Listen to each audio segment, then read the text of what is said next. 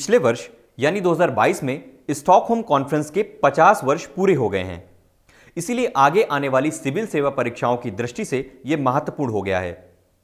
Stockholm conference के 50 साल पूरे होने पर स्टॉकहोम स्वीडन में इसके सदस्यों की मीटिंग बुलाई गई थी और इसका नाम स्टॉकहोम प्लस 50 रखा गया था।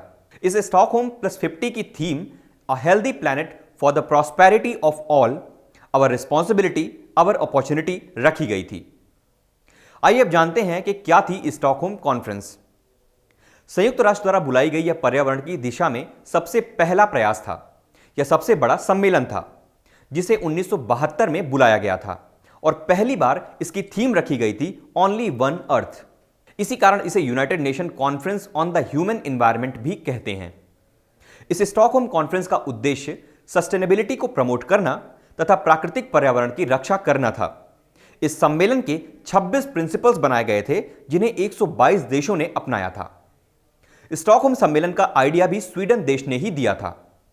इस सम्मेलन के 3 मुख्य बिंदु थे जिन्हें सभी सदस्य देशों को मानना था। इनमें पहला था, कोई भी देश एक दूसरे के पर्यावरण को नुकसान नहीं पहुंचाएगा।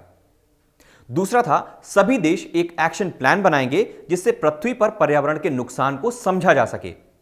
इसके साथ ही यूएन ने यूनाइटेड नेशंस एनवायरनमेंट प्रोग्राम यानी यूएनईपी नामक एक अंतर्राष्ट्रीय संस्था बनाई जो देशों के बीच सामंजस्य का काम करेगी और इस तरह से पर्यावरण के क्षेत्र में यूएन ने एक नई नींव रखी जिसका महत्व हमें आज समझ में आ रहा है।